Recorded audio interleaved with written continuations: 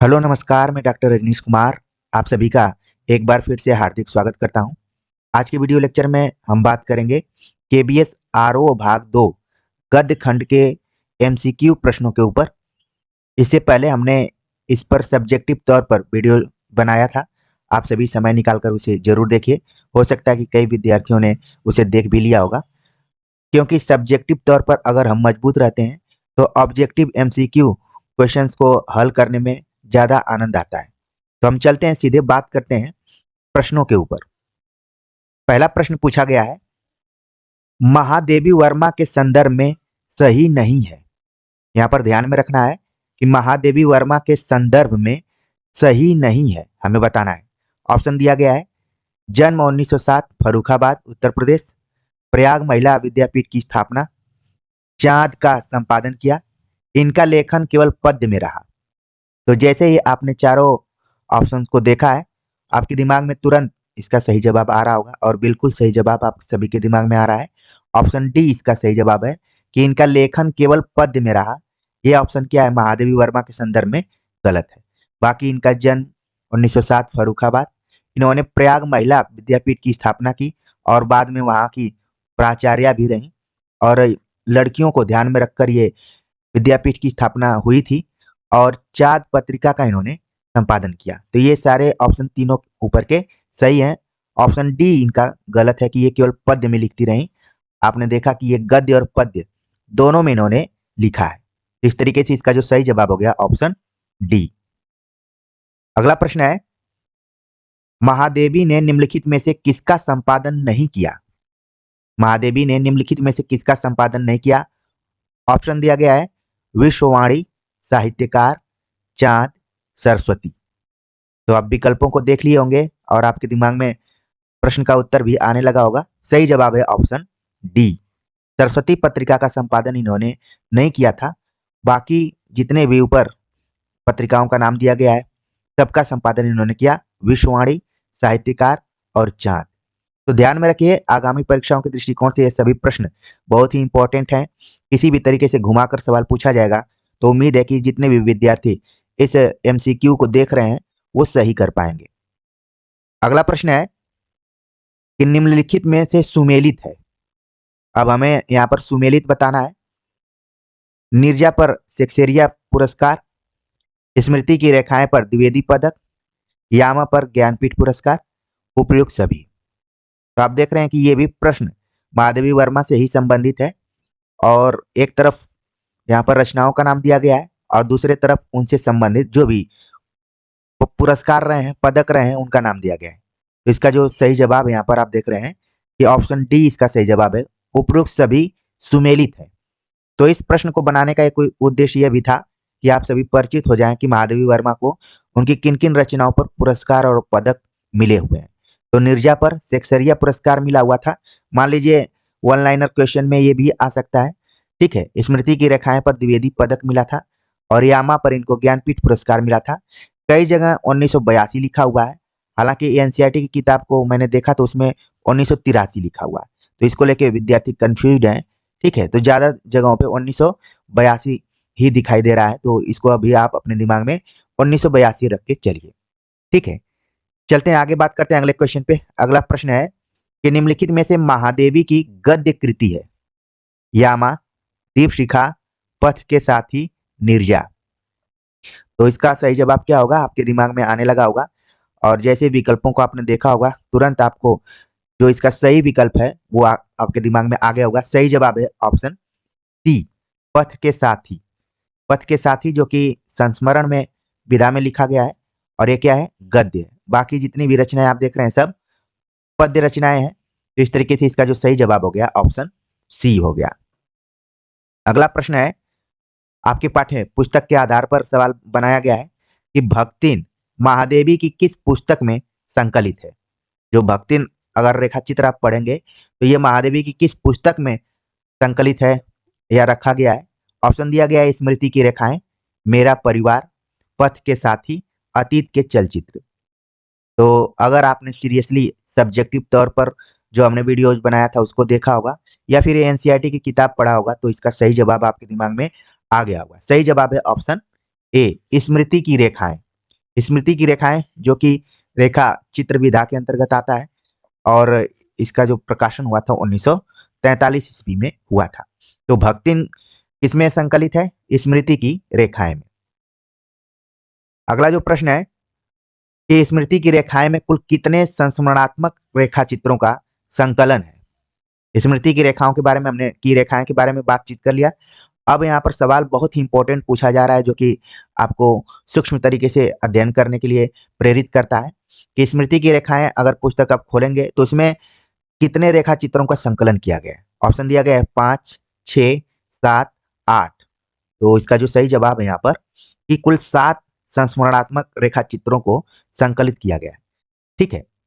और यहाँ पर आप देख रहे हैं कि संस्मरण और रेखा चित्र दोनों को मिक्स किया गया है क्योंकि एनसीईआरटी की किताब में भी कई जगह स्मृति की रेखाएं नामक पुस्तक को संस्मरणात्मक रेखा चित्रों के नाम से ही बार बार इंगित किया गया है। तो हमें यहाँ ध्यान में रखना है कि स्मृति की रेखाएं में कुल कितने रेखा चित्रों का संकलन है? 7 है। ऑप्शन सी इसका सही जवाब होगा। आप लोग नोट करते जाइए। अगला प्रश्न है भक्तिन किस विधा की रचना है? भक्तिन किस विधा की रचना है? ऑप्शन दिया गया है कविता, नाटक, रेखाचित्र, संस्मरण। तो यहाँ पर इसका जो सही जवाब होगा ऑप्शन सी। ठीक है। अभी भक्तिन जो कि हमने बताया कि स्मृति की रेखाएं नामक पुस्तक में शामिल है, संकलित किया गया है और ये क्या है? एक रेखाचित्र विधा में लिखी हुई रचना है। तो इसका यहाँ पर सही जवाब होगा रेखाचित्र। हो सकता है कि कई विद्यार्थी इसको संस्मरण के अंतर्गत भी रख रहे हो, लेकिन पुस्तक के आधार पर इसका सही जवाब अभी ऑप्शन सी है। चलते हैं आगे, बात करते हैं। अगला प्रश्न है भक्तिन का वास्तविक नाम है? कई बार वास्तविक की जगह पर मूल नाम भी पूछ लिया जाता है। जब आप भक्तिन नामक रेखाचित्र को पढ़ेंगे तो उसमें माधवी वर्मा ने इनके वास्तविक नाम की तरफ संकेत किया है। ऑप्शन दिया गया दुर्गा, लक्ष्मी, उर्मिला, सीता। तो भक्तिन का वास्तविक नाम क्या रहा है? ऑप्शन बी इसका सही जवाब है लक्ष्मी। और इसको कई लिखा गया है, ठीक है, लक्ष्मीन भी लिखा गया है। ठीक है ना, तो इस टाइप से भी लिखा है या फिर लक्ष्मी भी। तो आपके दिमाग में ये दोनों शब्द होने चाहिए। ठीक है। चलते हैं आगे, बात करते हैं अगले प्रश्न पर। बहुत ही क्रिएटिव ढंग का ये प्रश्न है और एनसीईआरटी की पुस्तक से ही ये सृजनात्मकता मेरे अंदर भी आई और यहाँ पर हमने प्रश्न बनाया कि निम्नलिखित में से किस रचना में भक्तिन की समानता है? भक्तिन जो चैप्टर लगा हुआ है उसकी समानता जो भी विकल्प दिए गए हैं किस चैप्टर में है? आप लोगों ने अगर एनसीईआरटी की किताबों को और इस चैनल को अच्छे से फॉलो किया होगा तो जरूर इसका सही जवाब आप बता देंगे। ऑप्शन दिया गया है आलो आंधारी, दो बैलों की कथा, वापसी, कफन। तो भक्तिन की समानता किस रचना से है? बिल्कुल सही जवाब आप सभी के दिमाग में आ रहा है। ऑप्शन ए इसका सही जवाब है आलो आंधारी। ठीक है।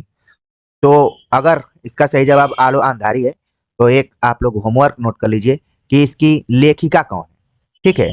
जैसे भक्तिन की समस्या को उठाया गया है वैसे ही आलो अंधारी में भी लेखिका ने अपने आत्मकथा के माध्यम से इसको प्रस्तुत किया है। तो जरूर इस लेखिका का नाम आप लोग कमेंट्स कीजिए। चलते हैं अगले क्वेश्चन पे बात करते हैं। अगला प्रश्न है बाजार दर्शन किसकी रचना है? ऑप्शन दिया गया है प्रेमचंद, जैनेन्द्र कुमार, श्यामाचरण दुबे, रेणु।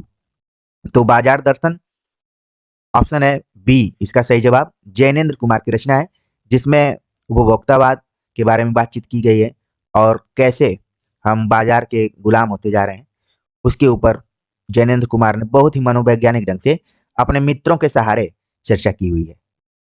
चलते हैं आगे, बात करते हैं अगले क्वेश्चन पे। अगला प्रश्न है कि जैनेन्द्र कुमार के संदर्भ में सही है? जैनेन्द्र कुमार के संदर्भ में कौन सा ऑप्शन है जो कि सही है? ऑप्शन दिया गया है ऐतिहासिक उपन्यासकार, मार्क्सवादी उपन्यासकार, आंचलिक उपन्यासकार और मनोवैज्ञानिक उपन्यासकार। तो ऑप्शंस को आपने बहुत ही गंभीरता से देखा होगा और आपके दिमाग में इसका सही जवाब भी आ गया और बिल्कुल सही जवाब आपके दिमाग में आ रहा है। ऑप्शन डी इसका सही जवाब है। मनोवैज्ञानिक उपन्यासकार के तौर पर जैनेन्द्र कुमार को जाना जाता है। चलते हैं आगे, बात करते हैं अगले क्वेश्चन पे। अगला प्रश्न है कि निम्नलिखित में से जैनेन्द्र का उपन्यास नहीं है? कौन सा ऑप्शन है जो कि जैनेन्द्र के उपन्यास के अंतर्गत नहीं आता है? ऑप्शन दिया गया है परख, सुनीता, त्यागपत्र, नीलम देश की राजकन्या। तो इसका जो सही जवाब है ऑप्शन डी इसका सही जवाब है नीलम देश की राजकन्या। जो है ये क्या है? कहानी है। बाकी ऊपर के जितने भी नाम दिए गए हैं सब उपन्यास हैं।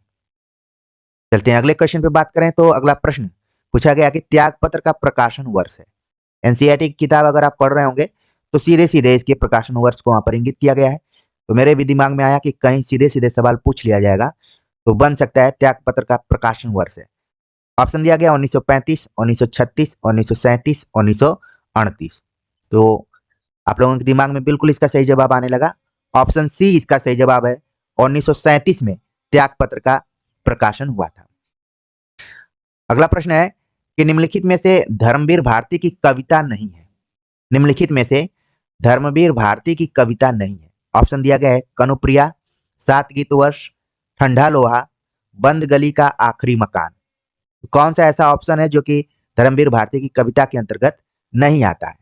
तो इसका जो सही जवाब है ऑप्शन डी है, बंद गली का आखिरी मकान, जो कि कविता नहीं है बल्कि क्या है, कहानी विधा में लिखा गया है। तो इसका सही जवाब है ऑप्शन डी। बाकी ऊपर के तीनों जो ऑप्शन दिए गए हैं, कनुप्रिया, सात गीत वर्ष और ठंडा लोहा, ये सब कविता के अंतर्गत है। अगले प्रश्न पर बात करें तो थोड़ा मिलता जुलता था, बंद गली का आखिरी मकान। तो यहाँ पर गली से संबंधित ही हमारे दिमाग में एक प्रश्न आया जिसको कि हमने यहाँ पर रख दिया। प्रश्न पूछा गया गली आगे मूर्ति है, किसकी रचना है? ऑप्शन दिया गया धर्मवीर भारती, शिव प्रसाद सिंह, केदारनाथ सिंह, डॉक्टर धर्मवीर। आप दे रखे हैं ऑप्शन में दो दो धर्मवीर का नाम दिया गया है, एक डॉक्टर धर्मवीर है और एक धर्मवीर भारती है। खासतौर से साहित्य में बहुत लेकर कंफ्यूजन हो जाता है, तो इनको तो एक अपने दिमाग में रखिए कि ये दलित चिंतक रहे हैं, ठीक है। और बाकी धर्मवीर भारती को आप जान ही रहे होंगे। तो गली आगे मूर्ति है किसकी रचना है, ये हमें बताना है। और इसका जो सही जवाब है आप लोगों के दिमाग में आ रहा होगा, सही जवाब है ऑप्शन बी। इसका सही जवाब है शिव प्रसाद सिंह। शिव प्रसाद सिंह की रचना है गली आगे मूर्ति है। और इसलिए मेरे दिमाग में आया क्योंकि बंद गली और गली तो कई बार कंफ्यूजन से क्रिएट हो जाता है, लेकिन यहाँ पर आपका कंफ्यूजन दूर हो गया होगा कि कौन किसकी रचना है। आगे बात करते हैं। अगला जो प्रश्न है कि ठेले पर हिमालय रचना किस विधा में है? ठेले पर हिमालय रचना किस विधा में है? ऑप्शन दिया गया है निबंध, कविता, नाटक, यात्रावृत्त। तो अगर आपने धर्मवीर भारती को अच्छे से पढ़ा होगा तो इसका सही जवाब आपके दिमाग में आ रहा होगा और बिल्कुल सही जवाब आ रहा है ऑप्शन ए, निबंध विधा में लिखा गया है ठेले पर हिमालय। बहुत ही महत्वपूर्ण रचना है और पिछले साल के क्वेश्चन पेपर को आप देखेंगे तो कई बार ये पूछी जा चुकी है। अगला प्रश्न है कि धर्मयुग किस प्रकार की पत्रिका थी? धर्मयुग जिसके संपादक के तौर पर धर्मवीर भारती का नाम लिया जाता है और ये मुंबई से प्रकाशित होती थी, ठीक है। लेकिन यहाँ पर जो सवाल बनाया गया है कि किस प्रकार की पत्रिका थी, क्योंकि इस तरीके के सवाल पत्रिकाओं से आते रहते हैं। ऑप्शन दिया गया है साप्ताहिक, पाक्षिक, मासिक, त्रैमासिक। तो धर्मयुग किस तरीके की पत्रिका थी? सही जवाब आप लोगों के दिमाग में आ रहा है। कई बच्चे थोड़ा सा कंफ्यूज भी हो रहे होंगे। सही जवाब है इसका ऑप्शन ए, साप्ताहिक पत्रिका के तौर पर धर्मवीर भारती प्रकाशित करते थे धर्मयुग। धर्मयुग क्या है? साप्ताहिक पत्रिका है, तो इसको बिल्कुल ध्यान में रखिए। और एक चीज और बताइए आप लोग कि जो हिंदी का पहला पत्र था या पत्रिका थी वो किस टाइप की थी, ठीक है। वो भी कहीं न कहीं इसी आंसर से मिलती जुलती थी, तो इसको ध्यान में जरूर रखिए। इसी तरीके से कोरिलेट कर आप पढ़ेंगे तो आपको बहुत याद करने की जरूरत नहीं पड़ेगी, आपका मन भी लगेगा इस विषय में। चलते हैं आगे, बात करते हैं अगले क्वेश्चन पे। अगला प्रश्न है कि काले काले मेघा पानी दे, काले मेघा पानी दे किसकी रचना है? ये आपके सिलेबस के अनुसार ही रचना पूछी जा रही है। ऑप्शन दिया गया है निराला, महादेवी, धर्मवीर, अज्ञेय, ठीक है। तो यहाँ पर किसी का पूरा नाम नहीं लिखा गया है और बस सांकेतिक तौर पर एक क्वेश्चन है, काले मेघा पानी दे। सही जवाब है, आप लोगों ने एनसीईआरटी पढ़ा है, सही जवाब है ऑप्शन सी, धर्मवीर, यानी कि धर्मवीर भारती। आगे बात करते हैं कि काले मेघा पानी दे किस विधा की रचना है? किस विधा की रचना है? ऑप्शन दिया गया है कविता, कहानी, संस्मरण, नाटक। तो इसका जो सही जवाब है ऑप्शन सी, इसका सही जवाब है कि धर्मवीर भारती ने अपने बचपन के संस्मरणों को ध्यान में रखते हुए काले मेघा पानी दे नामक रचना की है और इसमें उन्होंने लोक को और विज्ञान को दोनों को जोड़कर देखने का प्रयास किया है। आगे बात करते हैं, इसी से जुड़ा हुआ प्रश्न यहाँ पर पूछा गया कि काले मेघा पानी दे की विषय वस्तु है। ऑप्शन दिया गया है लोक प्रचलित विश्वास, विज्ञान का द्वंद, उपयुक्त दोनों, इनमें से कोई नहीं।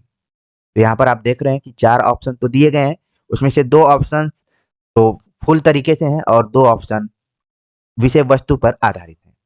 लेकिन इसका जो सही जवाब यहाँ पर है, आप लोगों ने बिल्कुल सही पकड़ लिया कि काले मेघा पानी दे में लोक प्रचलित विश्वास और विज्ञान का द्वंद दोनों का जिक्र किया गया। इस तरीके से इसका सही जवाब हो गया ऑप्शन सी, उपयुक्त दोनों। अगला प्रश्न है, काले मेघा पानी दे में लेखक ने किस सेना का उल्लेख किया है? जब इस संस्मरण को आप पढ़ेंगे तो पहली ही पंक्ति संबंधित सेना से शुरू की गई है। तो यहाँ पर इसका जो सही जवाब यहाँ पर है, ऑप्शन में पढ़ देता हूँ। काले मेघा पानी दे में लेखक ने किस सेना का उल्लेख किया है? ऑप्शन दिया गया है इंद्र सेना, बंदर सेना, शिवसेना, करणी सेना। तो हमने विकल्प को थोड़ा सा इंटरेस्टिंग और ट्विस्टफुल बनाने का प्रयास किया है, लेकिन आप लोगों ने बिल्कुल इसका सही जवाब पकड़ लिया कि ऑप्शन ए इसका सही जवाब है। इंद्र सेना का उल्लेख उन्होंने किया है और यहाँ पर मेढक शब्द का भी उसमें प्रयोग किया गया है। ठीक है, चलते हैं आगे, बात करते हैं अगले क्वेश्चन पे। अगला प्रश्न है कि पहलवान की ढोलक किस विधा की रचना है? पहलवान की ढोलक किस विधा की रचना है? जैसे ही आपने नाम सुना होगा तमाम तथ्य आपके दिमाग में आ गए होंगे। ऑप्शन दिया गया है नाटक, कहानी, उपन्यास, संस्मरण। तो पहलवान की ढोलक किस विधा की रचना है? सही जवाब है ऑप्शन बी, कहानी है, और ये फणीश्वरनाथ रेणु द्वारा लिखी गई कहानी है। अगला प्रश्न है, थोड़ा सा बड़ा है ये और कथन के तौर पर प्रयोग किया गया है कि राजा साहब की जगह नए राजकुमार का आकर जम जाना सिर्फ व्यक्तिगत सत्ता परिवर्तन नहीं, बल्कि जमीनी पुरानी व्यवस्था के पूरी तरह उलट जाने और उस पर सभ्यता के नाम पर एकदम नई व्यवस्था के आरोपित हो जाने का प्रतीक है। यह कथन किस कहानी के संदर्भ में है? ऑप्शन दिया गया ठुमरी, पहलवान की ढोलक, अगिनखोर, आदिम रात्रि की महक। तो इसका जो सही जवाब है आप लोगों ने तुरंत पकड़ लिया, लेकिन हमें ध्यान में रखना है कि जब हम फाइनल एग्जाम में जाएंगे तो क्योंकि 100 सवाल ही पूछे जाने हैं और सिलेबस इतना लंबा चौड़ा दिया हुआ है, तो इन 100 प्रमुख सवालों को वहां पर हमें फाइनल तरीके से पकड़ लेना बहुत ही जरूरी है।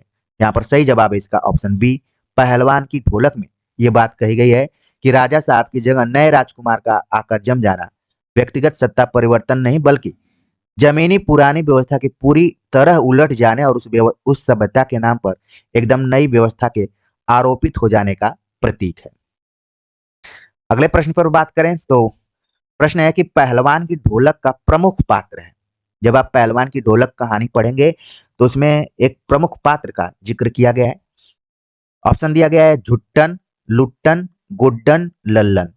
पात्र भी बहुत ही अजीब मतलब नामों को हमने यहाँ पर सिलेक्ट किया है, लेकिन बस समानता की दृष्टिकोण से, ताकि आप पकड़ लें कि हमने पहलवान की ढोलक कहानी पढ़ी थी तो कौन से पात्र का जिक्र किया गया था, और आप लोगों ने बिल्कुल पकड़ लिया।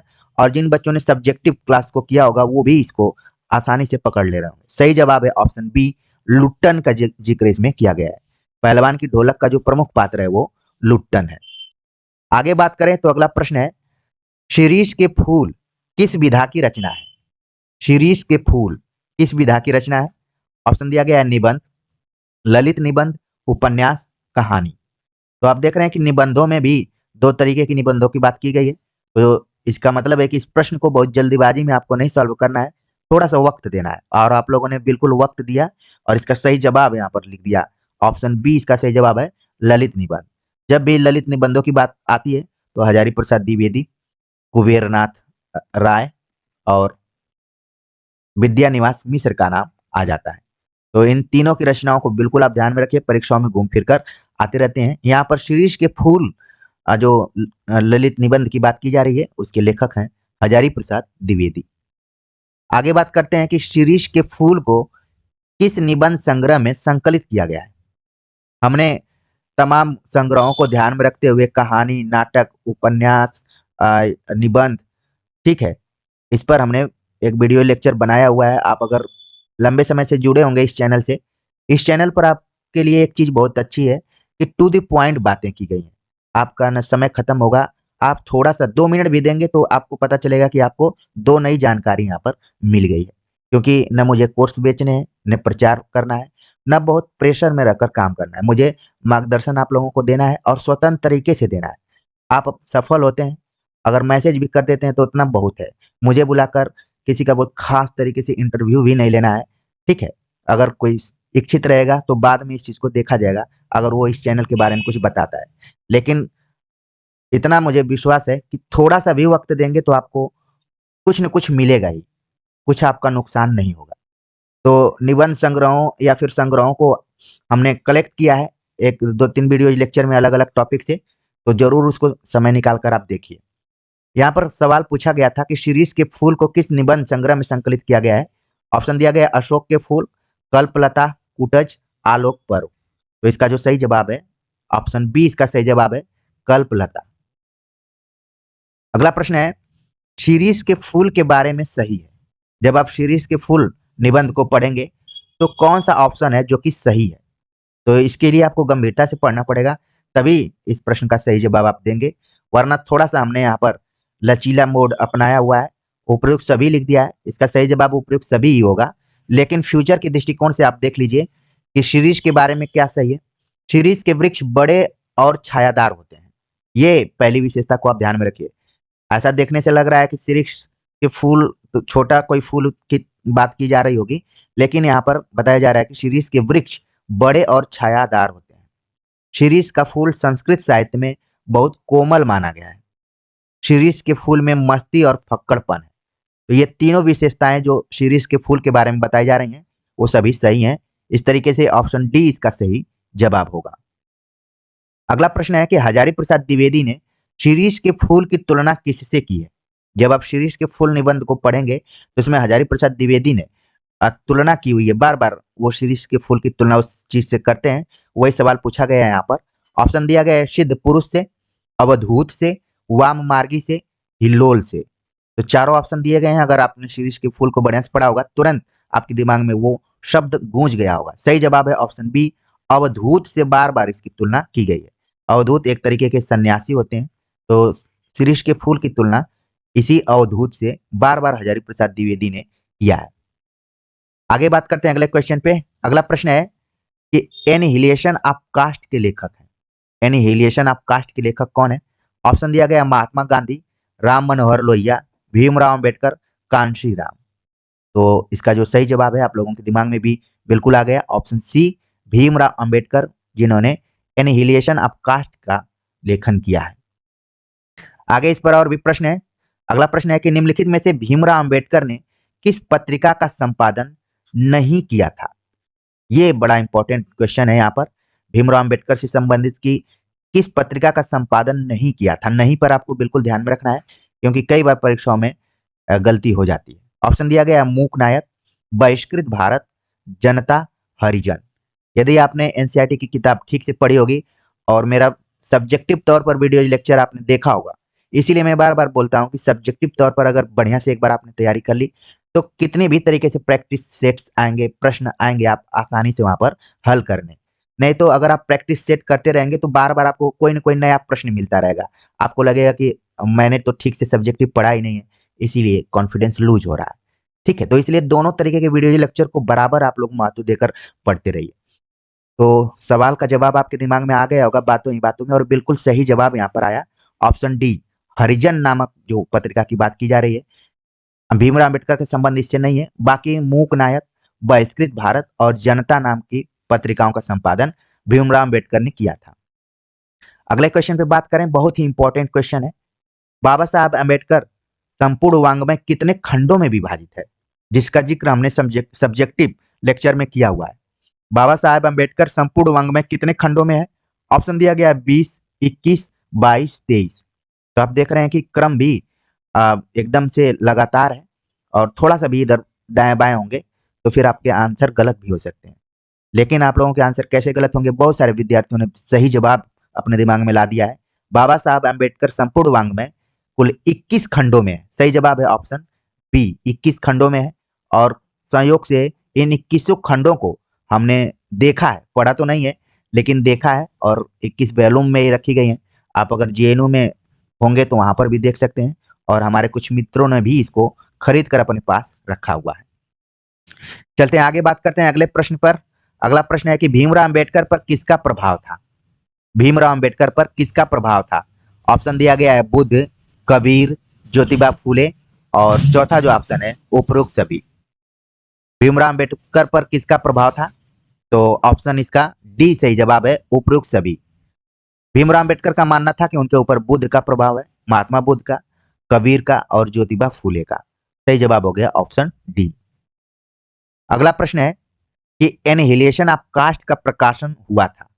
एनिहिलेशन ऑफ कास्ट, जिसके लेखक भीमराव अंबेडकर थे, ऊपर हमने इस पर क्वेश्चन बनाया था। तो इसका प्रकाशन कब हुआ था ये हमें बताना है। ऑप्शन दिया गया 1935, 1936, 1937, 1938। तो इसका जो सही जवाब है ऑप्शन बी है, 1936 में इसका प्रकाशन हुआ था। और ये 1936 वर्ष आप देखें तो बहुत ही इंपॉर्टेंट रहा है साहित्य के दृष्टिकोण से। तमाम रचनाओं का प्रकाशन इस वर्ष में हुआ है। अगले क्वेश्चन पे बात करें तो अगला प्रश्न है, एनिहिलेशन ऑफ कास्ट का हिंदी रूपांतर जाति भेद का उच्छेद किसने किया है? एनिहिलेशन ऑफ कास्ट का हिंदी में अनुवाद या रूपांतरण जाति भेद का उच्छेद नाम से, कई जगह इसको जाति उन्मूलन भी लिख दिया जाता है, लेकिन यहाँ पर एक अनुवाद किया गया है जाति भेद का उच्छेद। किसने किया? ऑप्शन दिया गया कांशीराम, ललई यादव, कर्पूरी ठाकुर, राम मनोहर लोहिया। तो थोड़ा सा भी आपने ध्यान से एनसीईआरटी पढ़ा होगा तो तुरंत इसका सही जवाब आप बता देंगे। सही जवाब है ऑप्शन बी, ललई यादव। ठीक है, इसलिए हमारे पुराने वीडियो लेक्चर को जरूर देखिए, वहां पर भी इसका जिक्र किया गया है। अगले क्वेश्चन पे बात करें तो अगला प्रश्न है कि मेरी कल्पना का आदर्श समाज, मेरी कल्पना का आदर्श समाज किसकी रचना है? ऑप्शन दिया गया महात्मा गांधी, भीमराव अंबेडकर, सुभाष चंद्र बोस, सरदार वल्लभ भाई पटेल। तो इसका जो सही जवाब है बिल्कुल आप लोगों के दिमाग में आ रहा है, ऑप्शन बी, भीमराव अंबेडकर। अगर किताब को पढ़े होंगे तो भीमराव अंबेडकर बताएंगे, नहीं तो आपको लगेगा कि कहीं महात्मा गांधी, जिन्होंने कि राम राज्य की कल्पना की है। ठीक है, तो हो सकता है कि इसी से जोड़कर लगे कि महात्मा गांधी सोच रहे होंगे ऐसा, लेकिन भीमराव अंबेडकर भी इस तरीके से सोचते थे। मेरी कल्पना का आदर्श समाज क्या हो सकता है, जिसमें कि समानता, स्वतंत्रता और बंधुत्व हो। अगले क्वेश्चन पे बात करें, अगला जो प्रश्न है कि अंबेडकर ने आदर्श समाज के लिए किन तत्वों को महत्वपूर्ण माना है? ऑप्शन दिया गया समानता, स्वतंत्रता, बंधुत्व, उपयुक्त सभी। तो आमतौर पर जहां पर उपयुक्त सभी रहता है, लगभग 95% क्वेश्चन उपयुक्त सभी वाले सही होते हैं। तो इसी तरीके से इसका भी सही जवाब है। मेरी कोशिश थी कि आप कम से कम इतना जान जाए कि अंबेडकर ने आदर्श समाज के लिए किन किन तत्वों को महत्वपूर्ण माना था। उसमें उन्होंने बल दिया था समानता, स्वतंत्रता, बंधुत्व। इसके अतिरिक्त उनका एक खास कोटेशन ये भी है कि शिक्षित बनो, संघर्ष करो, संगठित रहो। इस टाइप से भी है, तो ध्यान में रखिए।